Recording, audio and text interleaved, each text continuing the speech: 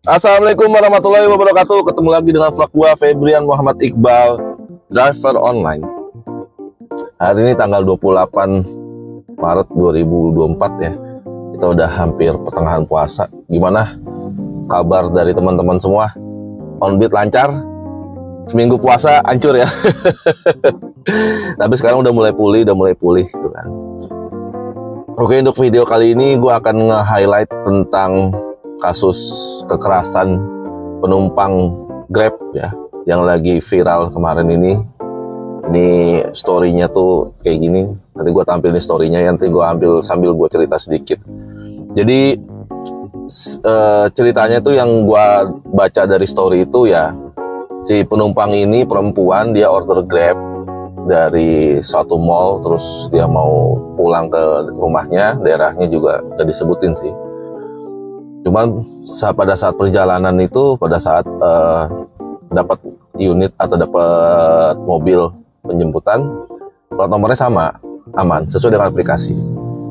Nah, di perjalanan singkat cerita, si penumpang ini agak curiga ketika udah searah rumah tapi dia malah masuk tol gitu kan.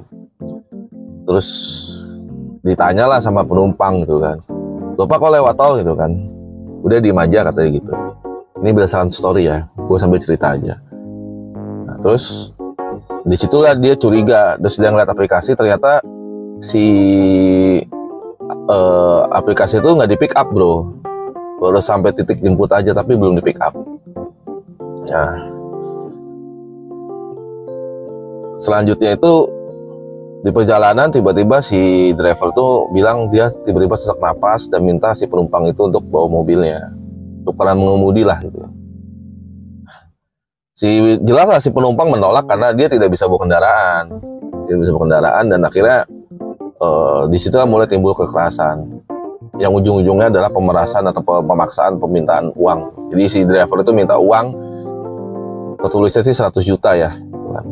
Karena si penumpang merasa tidak punya uang sepunyak itu, dia bilang nggak ada gitu kan, tapi driver tetap paksa. Dan akhirnya ketika jalan tol itu agak padat melambat, dia loncat dari mobil bro.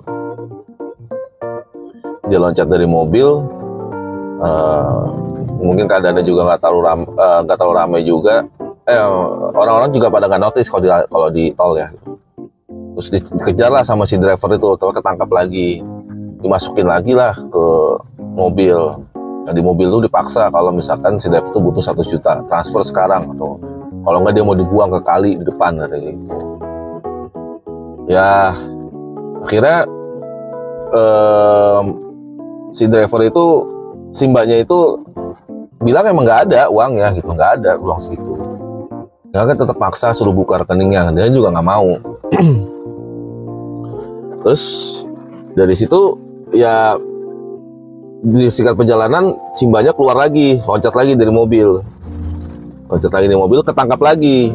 Cuman bedanya pas dia loncat itu dia agak di bawah jembatan, yang orang itu di bawah ada mas-mas lagi pada lihat gitu kan, ngeliatin gitu. Nah, si drivernya juga ngomong ke mas-mas itu kan, dia bilang, "Enggak pak, kita lagi berantem." Ya kayak orang laki bini lagi berantem aja, gimana sih, pasangan lagi berantem terus dia ribut di jalan tol gitu kan. Nah, kayak gitu. Nah, terus sampai si mbaknya teriak, "Oh, bukan mas, dia driver Grab," kayak gitu. Wah, baru dari situ si mas-mas yang lagi di pinggir jalan itu ngeh kali ya gitu, dan teriak, "Woi woi woi woi woi," gitu. "Woi, ada apa tuh gitu kan. Panik lah si drivernya itu. Drivernya panik, terus tarik-tarikan tas, akhirnya tasnya nggak dapat karena dikekep terus sama si mbaknya. Si drivernya tuh dapat handphonenya dapat gitu kan. Kabur langsung, ditinggal di pinggir tol. Akhirnya si mbaknya mendapatkan pertolongan dari warga sekitar, dan akhirnya sampai pulang ke rumah baru melapor ke Grab. Jujur ya, gue nggak habis pikir sama driver-driver yang seperti itu ya. Kenapa kok berpikirnya pendek sekali? Dengan dia melakukan seperti itu, dia sama aja membunuh rezeki dia, membunuh karir dia, membunuh mata pencarian dia, ya kan? Karena ya Grab sangat sangat tidak mentoleransi sebagai macam bentuk apapun kekerasan, baik secara fisik maupun verbal, apalagi pelecehan seksual gitu kan. Ditambah lagi si driver itu tidak mempick up orderan, artinya memang sudah niat untuk melakukan kejahatan. Ini bakalan fatal banget buat si driver, sangat bisa dipastikan bakal ketemu di proses hukum. Grab sendiri sampai melakukan pendampingan secara hukum ya, karena tim hukumnya Grab bakal mendampingi penumpang untuk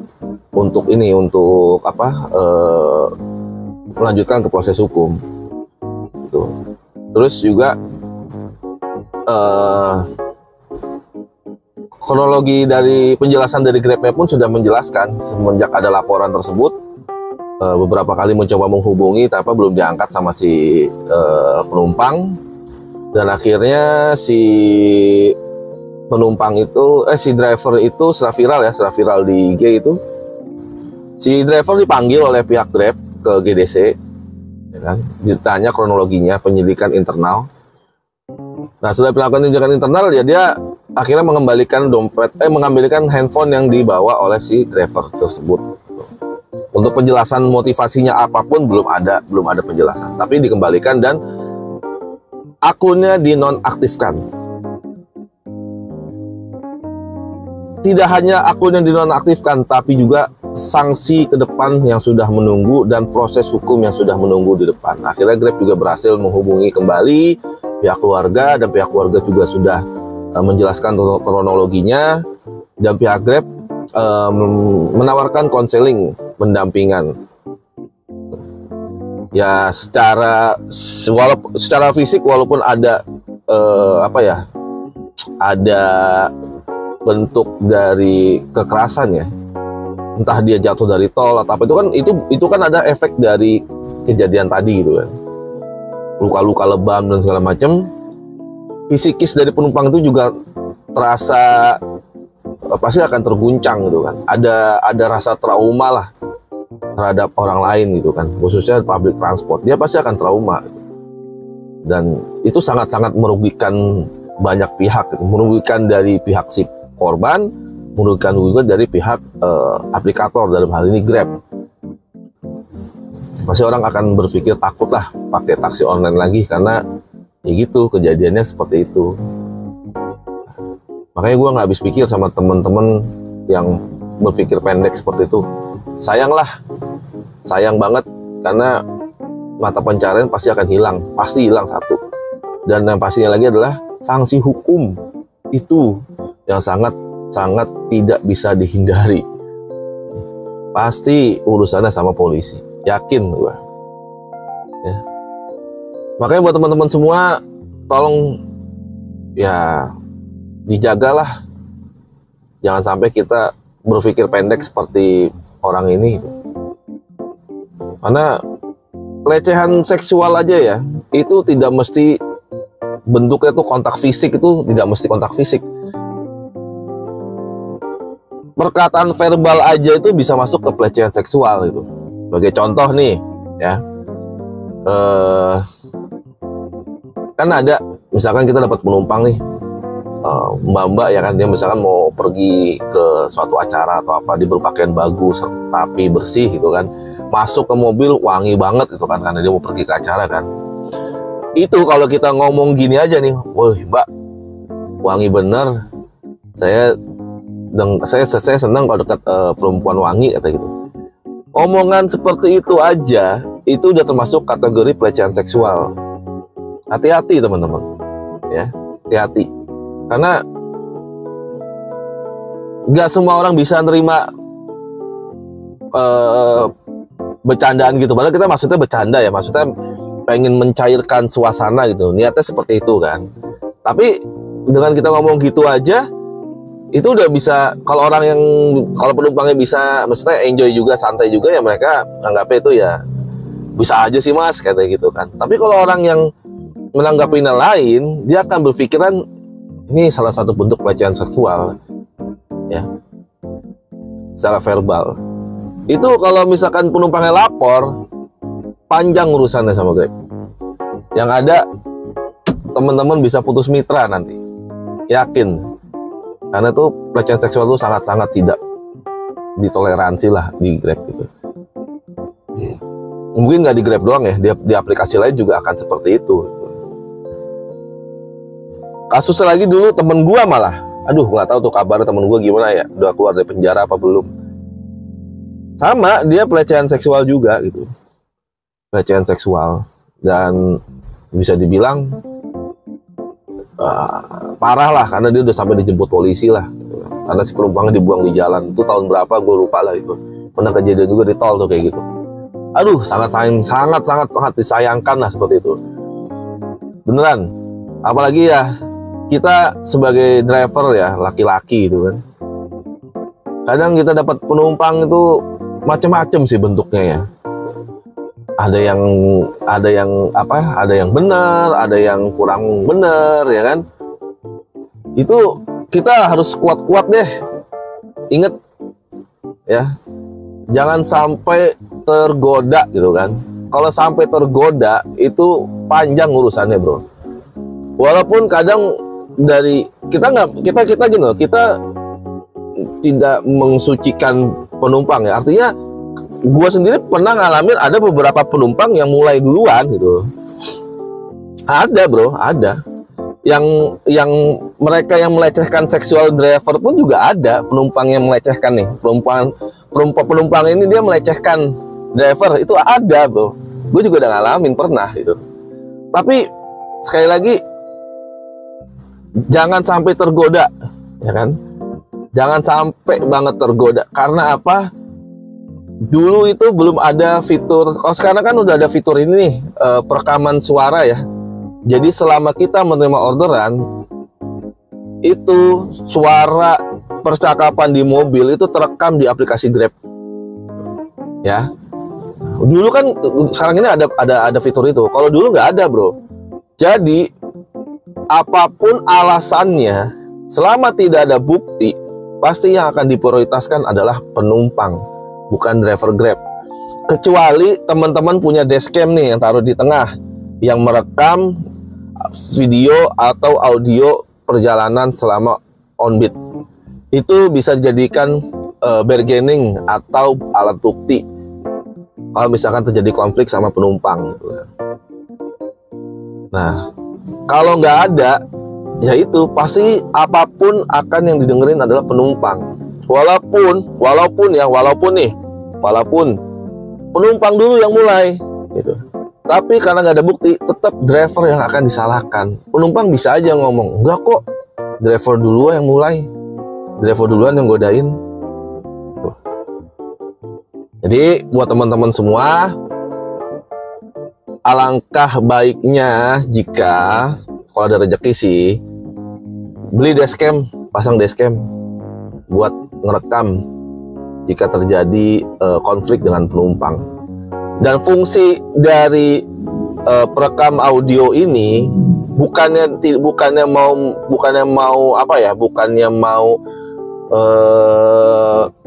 mendobrak privasi dari driver, tidak. Audio ini akan nyala atau merekam selama driver sedang menjalankan orderan. Selesai menjalankan orderan, itu tidak ada lagi audio rekam. Jadi kan selama ini kan kalau ada konflik, driver itu merasanya saya nggak punya bukti. Saya nggak punya bukti karena saya nggak punya apa-apa, nggak bisa ngerekam juga. Ya karena sudah ada fitur itu, jadi teman-teman bisa ada bukti lah kalau misalkan terjadi konflik dengan penumpang. Jika memang bukan salahnya driver ya, tapi kalau salahnya driver tetap aja akan kena sanksi juga drivernya. Gitu teman-teman semua ya. Pembelajarannya ya, sekali lagi buat teman-teman driver, kita ini ketemu berbagai macam model manusia di belakang ini, dari yang baik sampai yang tidak baik, dari yang menyenangkan hati dan tidak menyenangkan hati. Belakang ini nih saksi nih, berbagai macam model manusia yang naik di mobil ini. Apapun yang dihadapi sama teman-teman semua, tetap sabar. Kalau penumpang ngoceh, sabar. Ini tips dari gua ya. Penumpang ngoceh, sabar.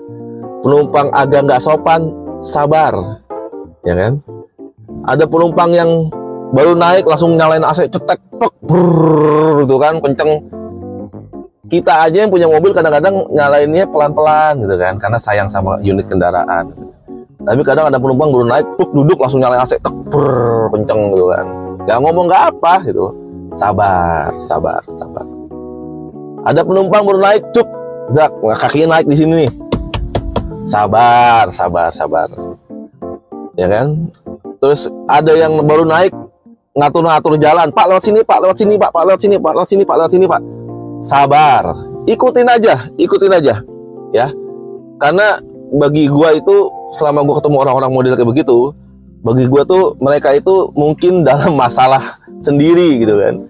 Orang-orang ini pasti dalam masalah, tapi apesnya keluapannya ke kita. Nah, kitanya aja yang sabar. Titik jemputnya beda, jauh kemana ya kan. Terus dia ngotot minta dijemput, sabar. Titik turunnya beda sama tujuan aplikasi. Misalkan dia ordernya di gerbang perumahan ya, turunnya di gerbang perumahan. Ternyata rumahnya di ujung belakang sana gitu kan. Selisihnya bisa 3 kilo. Sabar aja. Ya. Gak dibayar. Gue juga pernah gak dibayar. Sabar gue nggak minta gitu kan. Kalau selisihnya cuman 2.000 3.000 mah gue iyain aja, udah nggak apa-apa gitu kan. Tapi dalam menghadapi hal-hal seperti itu, jangan diadu pada saat kita lagi bawa penumpang. Sabar. Kita punya wadahnya sendiri, bro. Wadahnya apa? Ketika kita menyelesaikan pekerjaan, disitulah kita bisa mereview penumpang tersebut. Tuh. Silakan review, ya kan? Silakan review aja. Di situ kasih bintang 1, kasih bintang 1. Kasih komen jelek, kasih aja komen jelek. Jelasin kronologinya, tulis aja di situ. Ya. Jadi buat teman-teman semua, kalau ketemu penumpang yang model seperti itu, jangan lupa kasih bintang 1 dan review, tulis ya. Jaga penumpangnya itu yang tadi konflik dengan kita, itu juga komplain ke Grab. Kalau dia komplain ke Grab, terus kita kasih bintang 5 pada selesai menyelesaikan pekerjaan, Grab menganggap semuanya baik-baik aja dan ada masalahnya itu di masalah di driver, bukan di penumpang. Tapi kalau kita sudah kasih bintang 1 duluan, terus kita kasih ceritakan kronologinya kenapa, itu bisa jadi bahan pertimbangan Grab ketika nanti ternyata si customer itu komplain. Itu teman-teman. Gue beneran belum beberapa waktu lalu lah, kita kan dapat Grab XL kan. Waktu gue masih pakai Xenia ya. Gue dapat Grab XL dan gue karena dekat ya, cuma dari Kemayoran ke Ancol, gue pikir itu dekat lah gitu kan. Ya udah, gue naikin lah orangnya, gue samperin orangnya sampai titik pick up. Pertama gue lihat di lobi itu orang megang anjing, ya. Megang anjing, digendong. Anjingnya kecil sih, digendong. Gua pikir itu yang megang anjing itu adalah yang punya apartemen, karena yang mau naik mungkin saudaranya sama tamunya yang mau ke Ancol. Digendong anjingnya, dia yang lain megang tas semua. Yaudah, gua buka bagasi, ngatur barang, penumpang udah naik semua, depan, tengah, belakang full naik semua udah, tinggal mau nutup pintu, anjing itu baru dimasukin ke mobil belakang. Coba lu pikir gimana? Karena gue nggak mau konflik dengan penumpang, ya, nggak mau ribut dengan penumpang. Akhirnya orderan tetap gue jalanin, bro. Sambil gue liatin, terus sambil jalan gue cuma bilang, Pak, gue anjing ya, gitu. Padahal hati gue dongkol, gitu kan. Iya Pak, gitu kan. Oh gitu. Minta tolong ya Pak, anjingnya jangan sampai turun atau ngejilat, gitu kan. Gue bilang kayak gitu. Iya Pak, kita pegangin gitu. Padahal hati gue dongkol. Kalau tahu itu dia mau bawa anjing, ngomong di chat nih, Pak, kita bawa anjingnya gini, nggak bakal gue ambil tuh order. Tapi karena ini udah kadung gue ambil orderannya, ya gue nggak mau konflik, gue sabar aja, sabar, tenang. Begitu sampai di lokasi, selesai nurunin, baru di situ gue lakukan, gue bintang 1 tuh review penumpang, gue kasih komen di situ. Penumpang membawa hewan peliharaan anjing tanpa persetujuan driver. Tuh, sorry ya, maaf banget buat yang teman-teman pecinta hewan khususnya anjing. Ya kami mohon maaf, saya mohon maaf karena ya di mobil ya kalau di kami ya liurnya anjing tuh najis. Tuh. Jadi mohon pengertiannya, tidak semua driver itu bisa membawa hewan peliharaan. Jangankan yang digendong, jangankan yang dikandangin pun gua sorry to say gua nggak bisa bawa, maaf.